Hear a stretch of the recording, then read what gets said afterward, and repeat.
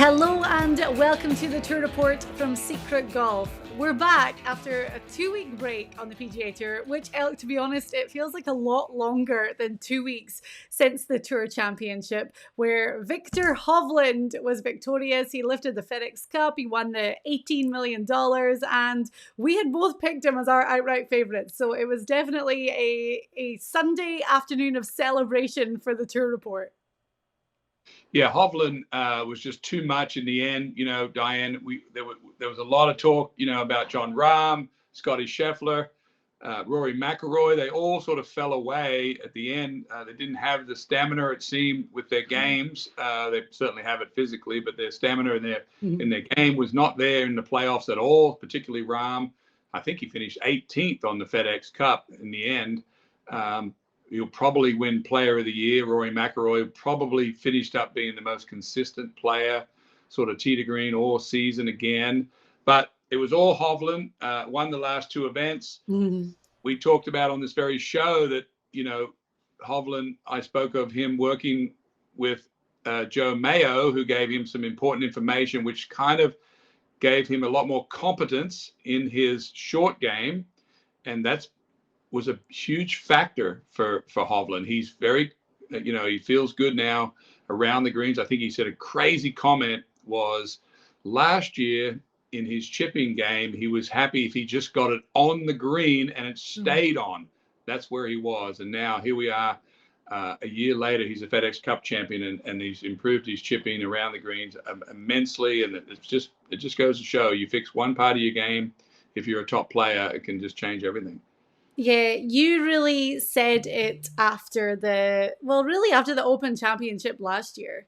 And then when he really kind of upped his game, it seemed like he had elevated his game when it came to the majors and came to performing on these big stages, where we've maybe seen him fall by the wayside a little bit in the past. You could tell that this year something big was bubbling under the surface for Viktor Hovland, and winning the FedEx Cup was just a perfect end to the season for him.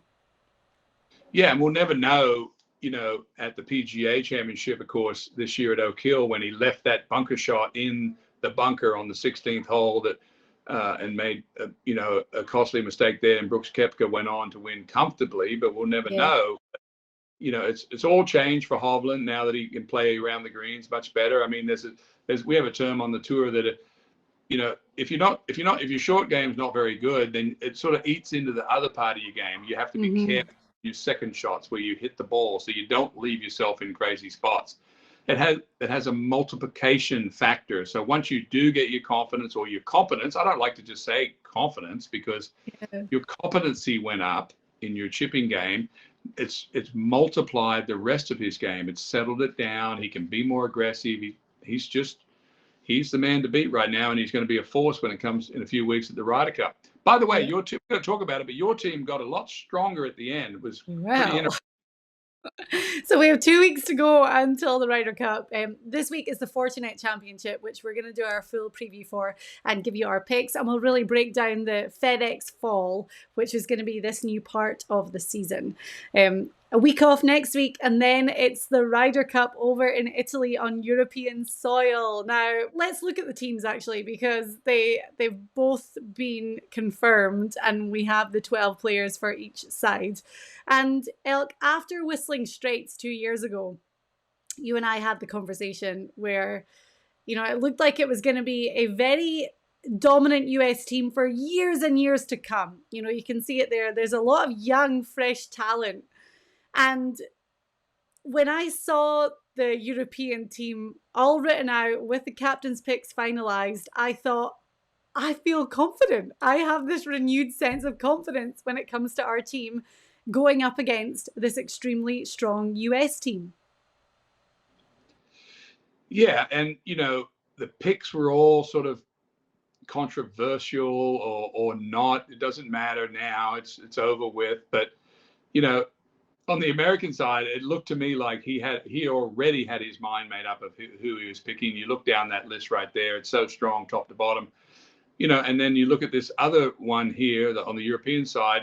We're pretty strong here, Diane. Hovland, of course. McIntyre is a nice addition for the Scots. Hatton, of course, should be in there. Fitzpatrick, Ludwig Aberg, he made a burst of energy at the end, won in Switzerland, got himself on the team. Tommy Fleetwood, Lowry's there. I mean, the team is solid enough, Diane. Mm-hmm. Justin Rose has experience. No, it's going to be great. Can't wait. Yeah. I would agree that the US team is the stronger team on paper, because you look at the major champions that we've seen this year. You know, Wyndham Clark is in there, Brian Harman, Brooks Koepka. Yes, we have John Ram over on the Euro side, and Viktor Hovland, who is, as you said, arguably the player to beat right now. But yeah, I think that there's a lot of strength on the team. Justin Rose, Sepp Straka, who is probably an underrated pick on the team. You know, we've seen what Sepp Straka has been achieving on the PGA Tour, and it's, you know, I'm going to be excited to see what he can do. Nikolai Højgaard as well. We have him and his twin brother, and Nikolai was the one that got the call up. Tommy Fleetwood's obviously been in great form as well, so I'm excited by it. I'm going to go back. I heard you say we when you were making reference to the European side. Does that mean I can count on your support? I have a tendency to stay neutral, and I've always said that I pull for different matches. You know, I'll like two guys playing from this side or this side, so it's easy for me to be an Australian to stay neutral. I'm interested in seeing what this course is all about. I'm interested in who's showing up in Italy to see how big an event this is. I've been looking online at the stands on the hole number one. Of course, you've been to the Ryder Cup. I haven't. It's going to be massive. It's going to be fun. You know, there's a lot of pressure on picks like Justin Thomas, who, you know, didn't deserve to be on the team, but, you know, they spoke so strongly about that they want him on the team because he's an important, integral part inside the locker room and around the players. And look, that's very important. You know, whether you like the picks or not, the captains, the way the format is, it's up to them. They're the ones that got to put the team together. Mm-hmm. I did say that I would pick Justin Thomas weeks ago. After the Wyndham, I was pretty sure that he'd done enough after the Wyndham to get the pick. And it was probably Keegan Bradley and Lucas Glover who were the two names in the conversation as well who didn't get picked. And I think Keegan more so was gutted, and he openly said afterwards that he had made a real effort on the tour over the past couple of months to, you know, be friendlier with the guys and try and form these bonds. And he just probably fell one person short with Justin Thomas getting that pick. But JT is playing this week at the Fortinet Championship in Napa. And you can see there his FedEx Cup number right now is 71. We'll go in and we'll explain it all. But JT missing out on the playoffs by one spot. And we know that he's going to have to really give it his all starting this week. Yeah, I don't think there's a lot of pressure on JT this week. I think I've seen him on Instagram working on his game, working on his putting. I think he said he doesn't have a putting coach anymore. Like I said, there'll be a lot of pressure on him going to Rome. I don't know if he'll play every match, but you know, the reason he was picked is because he suits well with, you know, Ricky Fowler, suits well with Jordan Spieth, Scotty Scheffler. They're all friends. They're all very comfortable, and part of being in match play is being comfortable who you're playing with. So I don't know if he'll play every match, but I'm sure for JT, you know, it seems sort of odd that we pick on JT because he didn't have a good season. The only reason we're picking on it is because he got thrown into the Ryder Cup. I think that was already pre-done. I think Zach, in his mind, he's going no matter what. We correctly said Cameron Young, who was the worst putter in the playoffs, was left out. Keegan Bradley, as you already noted, missed out by one player, but you know, Zach Johnson has to decide whether Keegan Bradley's a good fit for the week. That's all very important. I remember when Keegan Bradley played so well with Phil Mickelson, but they finished up not winning in Chicago anyway. But they were in partnership, so didn't really have anyone to handle Keegan. Not that he needs handling, but maybe Zach didn't feel like there was a good combination in there. So it is what it is, and they're off to Rome. Yes, well, the US team have just got back. They went there for a little scouting expedition, and I'm sure we'll touch on that a little bit later when it comes to our picks. Right, so let's talk about this FedEx Fall, because usually when we are talking about the Fortinet Championship at Silverado in Napa, we're starting a brand new season and we're talking about this fall swing where a lot of guys would really use this time with slightly weaker fields to get their foot in the door, get some valuable points on the board before Hawaii rolls around in January. But now we're back to a calendar year season and we've got 7 events left where guys are going to have to get very valuable FedEx Cup points. Now, the points roll over from the season that we've already had, and the top 50, they're safe, right? They have got, obviously, their season locked up for next year, and they're into all of these signature events, which are like the elevated big money events. So now we're looking at the guys in, 51st to 70th, who pretty much have their card locked up as well. The 125 are going to get their full playing privileges for 2024. But now they're trying to get their places in these signature events. And the opportunity now is to get into the first 2 after the Century Tournament of Champions. But we have a lot of guys that are just trying to use these 7 events to make sure that they fall within the 125 at the end and they lock up their full tour card for next season. So there's a lot going on over the next 7 tournaments, and we are going to be really carefully tracking, who's landing where and what's on the line. Yeah, and a lot of people were talking about that maybe the top 50 guys shouldn't even be in Napa this week, but that's not the way tour players think. Or this is your job. You're allowed to play in whatever event you want, and they're there to make money. They're there to win tournaments. They're building a career. They're not thinking about the guy that's going to miss out. They don't care about the guy missing out because every year there's a guy that's going to miss out. There's 200 tour players. There's room for 125 left for next year. I've said this for years, Diane. I've told you there's a thing called the penguin rule, which is out in the ocean. There's an island. There's room for 125 penguins to stand on that rock island, and there's hundreds and hundreds swimming around. They want to get up on that island, so you better move into the middle of that island, Diane, so you don't get knocked off. And there's a couple of rocks up top where guys are super safe. But no, people, when we're talking about Napa, we're talking about Max Honma, who's won the last 2 events. He, of course, is in the Ryder Cup, and he's trying to three-peat this week. Yeah. The name of the game this week, Diane, at Napa is, this is it's California, obviously, but this is a hard little course. You've got to hit the ball really well off the tee. It's firm and it's dry. I was in California this weekend. Poana greens in the summer out there, they're so hard to putt because they're spongy and they're inconsistent. The Californian guys have such an advantage. I've got some California picks this week on my board just because of the Poana green. Whenever you see Max Honma putting, you always notice that he hits the putts probably about 10% firmer than you see the average guy. And I think it's because he grew up on Poana and you're able to hold that line. I wasn't very good at it. I did it a couple of times on the West Coast where I would risk it all and try to hit those shorter putts a little firmer. But you've got to play good golf at this course. And I've studied the winners for the last 3 years, and first, second, and third. And basically, you've got to pretty much across the board do everything well. It's not sort of a putting contest. You've got to drive it good, keep it out of the trees. Once it does miss the fairway here, it bounds away and goes anywhere because it's firm, because it's dry in California. So irrigation's not everywhere. Then the greens are perched up and they're bumpy and they're hilly and it's hard to putt. So you got to play good. And Honma, when you think about his game, he's pretty much the perfect guy to win this tournament. We're going to pick others this week. I don't have him on my card. Do you? I'll get to that in a minute. Okay, You obviously figured out these greens because you won your PGA Championship in LA. So something was going right. I want to go back to what you said about the penguin factor. Because, as we said, the guys that finished after the Tour Championship within the top 50 in the FedEx Cup standings, they're set for next season. And they're up on Penguin Island. Yeah.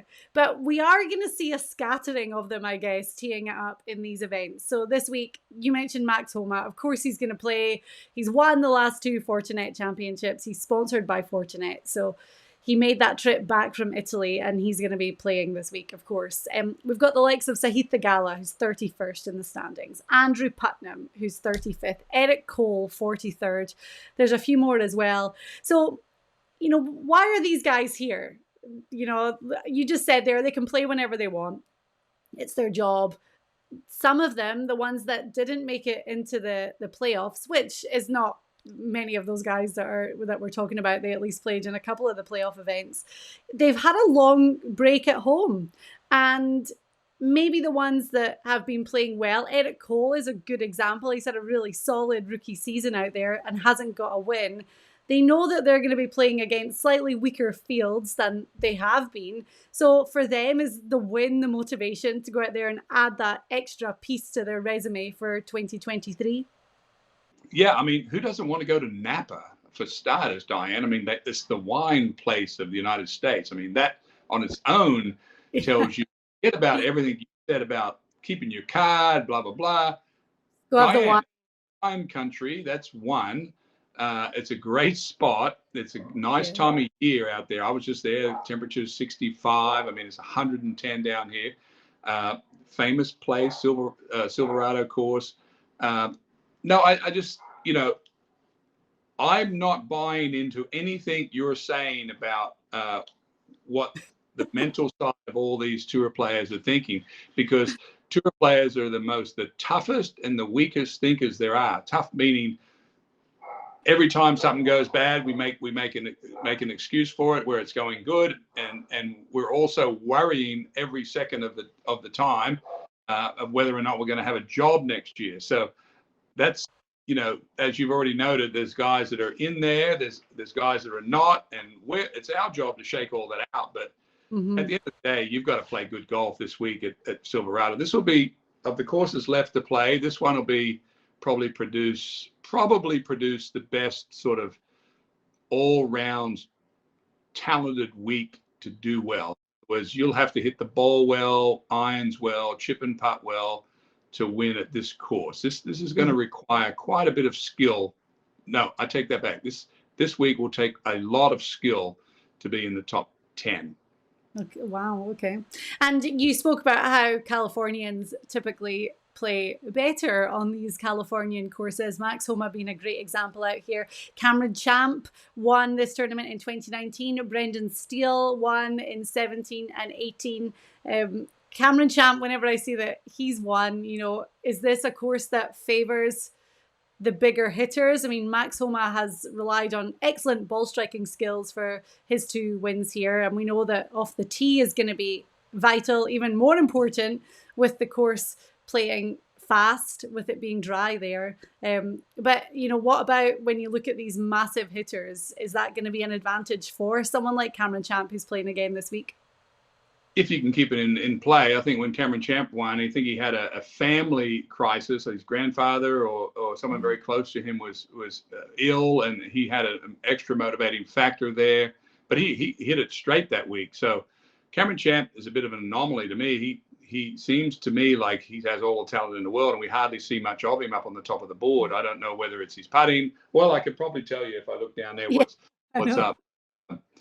Yeah, no, it doesn't suit the longer hitter, Diane. It suits the player that's in play. I mean, your brother, Russell Knox, who's right up there in the top 10, always in greens and reg, will be suited well for this course if we can get the ball in the fairway. We hope so. Max Homa is the favourite this week at around about 7 to 1, 7.5 to 1.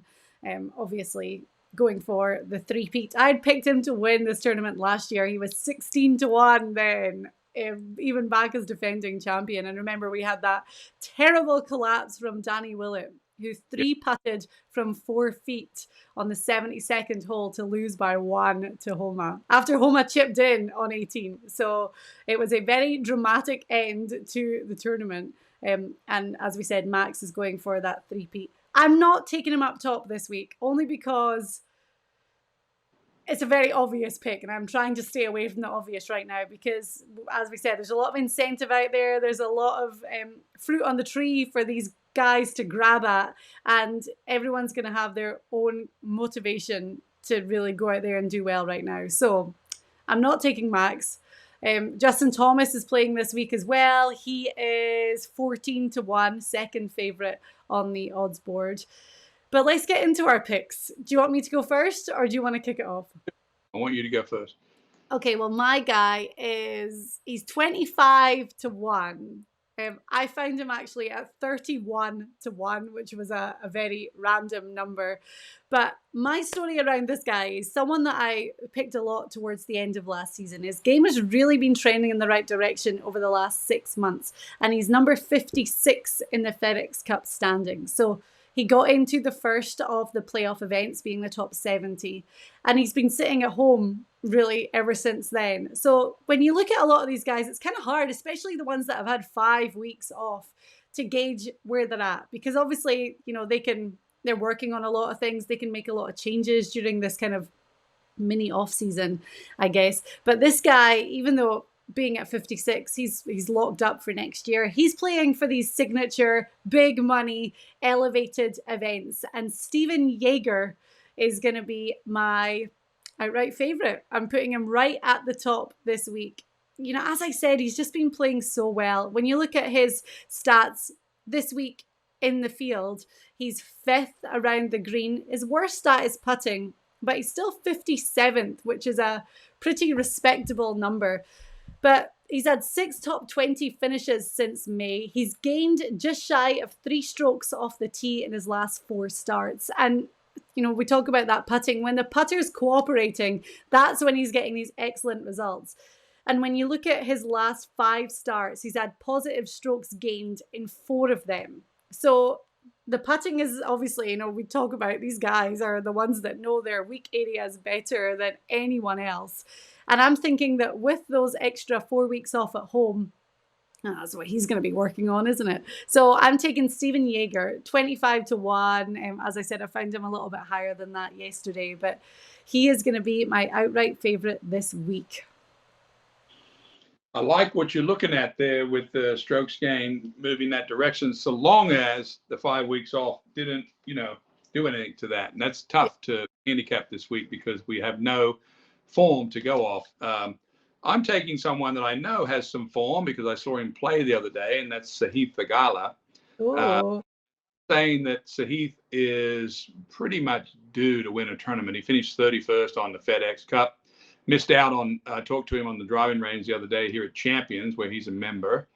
And so that was a $500,000 miss out. I told him it wasn't his money. It was only his money if he was 30th. So he didn't really miss out on anything. So that made him better when I explained to him that he didn't actually have the 500. So, but the reason I'm picking him, I just think he's going to win, Diane. He's one of these guys that power player, putts well. All of his stats says, you know, he's on the right track. And played at Pepperdine University on the bumpiest Poana, knows how to putt on the greens. And that's really the reason that I'm picking him this week. Well, as you say, Cali guy, he's played this tournament 3 times. He's made the cut all 3 and finished 6th last year. So SAHITH THEEGALA, we've been big fans of him for such a long time. And now he's a member of your club. Of course, we're supporting him even more. But that we've all been saying it, and I'm not just talking about us, I'm talking about pretty much the entire golf handicapping world. It's like, when is this win coming for THEEGALA? And get on that train. I'm on it. Yeah, and being at number 31, like, that's the motivation this week, is that he's going back to a course that he's played really well at before, and he wants that win. So THEEGALA at, what was that, 16-1 for him this week? Yeah. 18-1, a little bit better. 18-1, yeah. I like it. Okay, then. So you're taking SAHITH THEEGALA up top, and I'm going with Stephan JAEGER. Right, moving on to our ones to watch. So guys with slightly higher odds. My guy is definitely slightly higher, but I think my outright favorite is pretty good this week. So you can go first. Who are you taking at your middle pick? I'm going on a little inside information here. I've been watching this player for quite a while. Born in Texas, lives in Kansas City.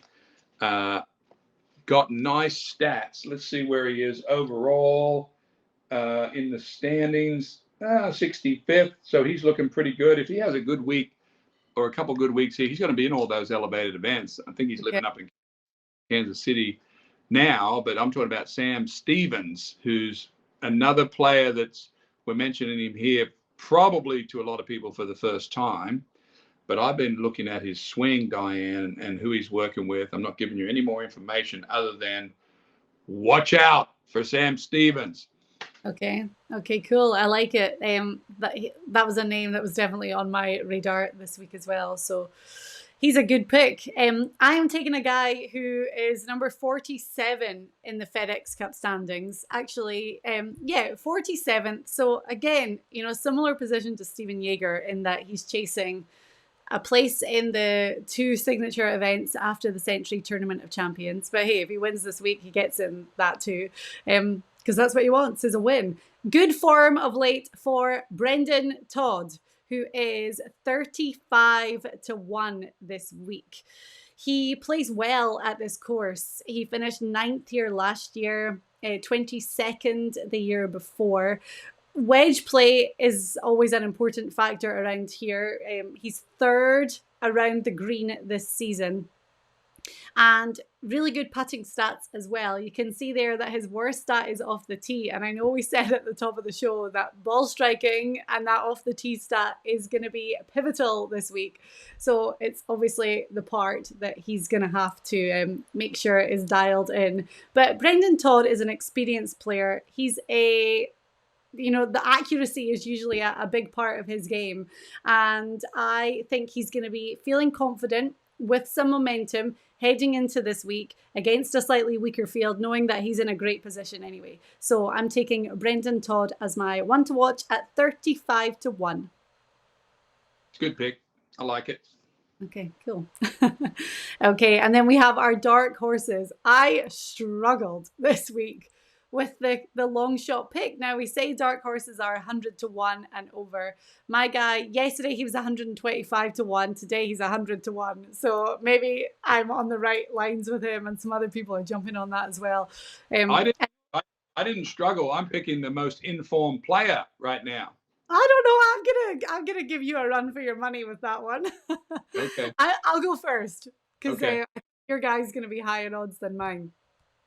As I said, 100-1 roundabout for ERIK van Rooyen. Okay, so 131st in the FedEx Cup standings, which is not a good number. Remember, 125 is where he needs to be.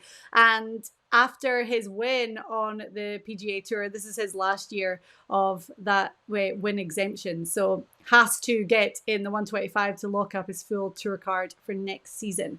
But this is one of the guys that has had, obviously, 5 weeks off after missing out on the playoffs. And, when I'm looking at them, it's tough to gauge where they're at physically with their game and mentally before they get a few rounds under their belt. So ERIK van Rooyen did something very smart. He flew over and he played the DP World Tour for the last 2 weeks. He finished 8th at the European Masters and then 16th at the Irish Open. And looking at results just before that, the Barracuda Championship, which we know, similar part of the world to Napa this week, he finished 6th there in July. Now, it's only his 2nd time playing this tournament and he missed the cut in 2021. However, as I said, momentum, that flight over to Europe was worthwhile. He made some money, got some confidence, and he's heading back knowing what he's got to do from here on in. So ERIK van Rooyen, 100-1. He is going to be my dark horse this week. I didn't know you were going with Van Rooyen, and I didn't know that story you told, and I'm buying into your story. Yes, good. He's playing right at the right time. He's, what is he, 130th on the money? 131st, yeah. So he needs. I like motivated players, and you've got one here with him because he doesn't want to be off tour. Yeah, he's very motivated. I'm taking a guy that I probably is slightly better form, although he's probably not as good a player.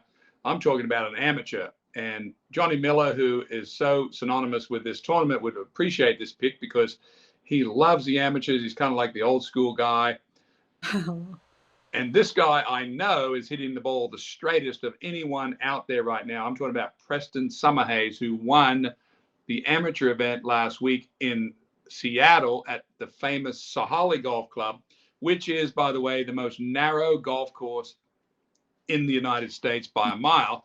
So that tells that if he's hit the ball that well and that's straight, then he's going to be fine. The Summerhays family is synonymous with greatness in golf. They're all over the place. They're all great players. This kid's playing at Arizona State.